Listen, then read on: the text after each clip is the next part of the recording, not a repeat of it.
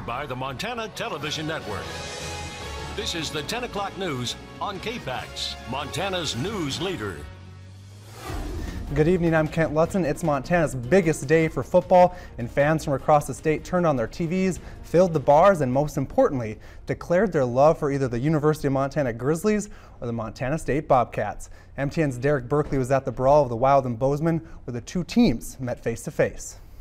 For the first time since 2005, the Grizzlies lose here in Bozeman.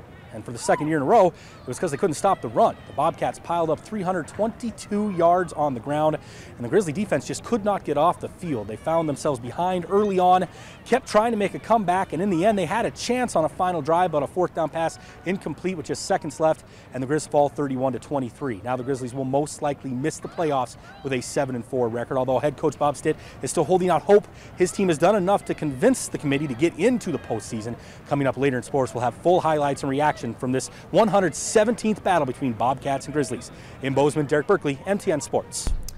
This traditional rivalry brings out the biggest and wittiest Cat-Grizz banter, and today was no exception. As the biggest sporting event in the state, it's understandable why fans get excited. I think it's the Super Bowl of Montana. You know, it's two great in-state teams. It's a rivalry that dates back a lot longer than I've been alive, and you know what? I certainly enjoy my time in being able to watch it and participate in it. And thankfully, I'm not in Bozeman today because it's enemy territory.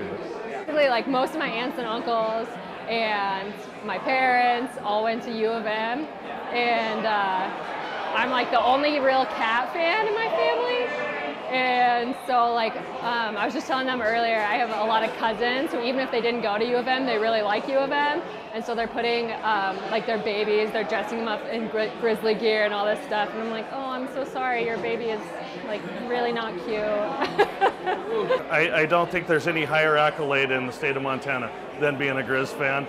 Sorry, Bobcats, but Missoula's #1, and go Grizz. Nothing like a little bit of cross-state competition. We'll have a full recap of the game coming up in sports. Alrighty, switching gears to weather. We saw a little bit of sun, some clouds, but mostly a beautiful day.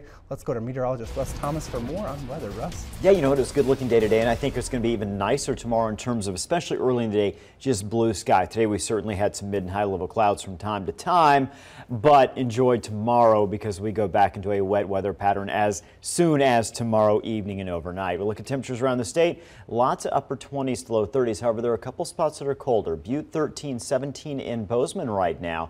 As far as our satellite and radar image goes, we are seeing some clouds. Again, continue to stream in. Mainly those high-level clouds. We've got some clearing out there right now.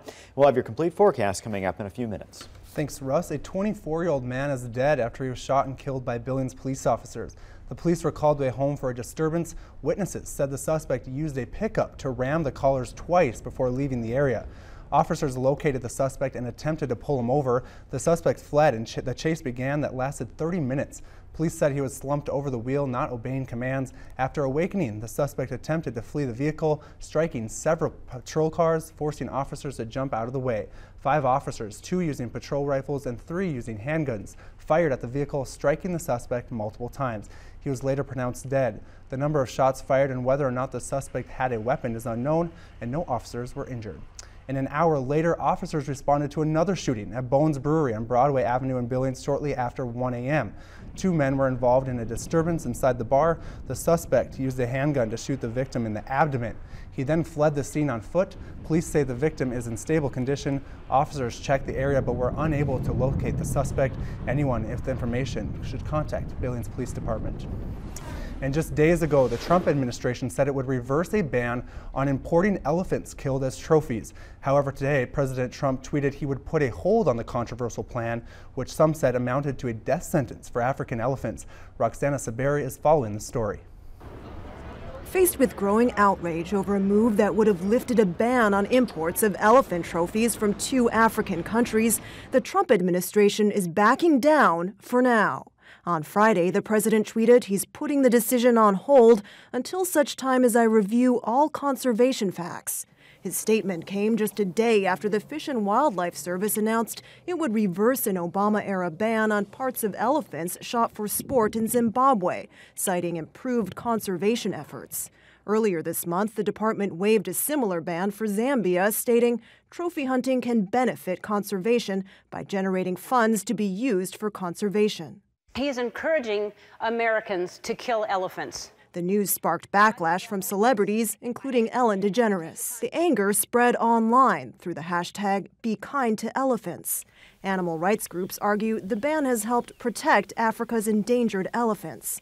And the Humane Society of the United States found that after the ban was put in place in 2014, imports of elephant trophies from Zimbabwe fell dramatically. The organization's president, Wayne Pacelli, is welcoming President Trump's announcement to delay a decision on lifting the ban, but says the ban should be permanent. Why would we add more death and suffering to elephant communities when they're already besieged by poachers? Pacelli says an elephant can generate over $1 million in revenues through tourism. He says selling a dead elephant's tusks brings in only around $20,000. Roxana Saberi, CBS News, New York. Coming up after the break, meteorologist Russ Thomas will have more on the weekend's weather, plus a huge turnout for an even better cause. The community rallies to bring families a Thanksgiving dinner.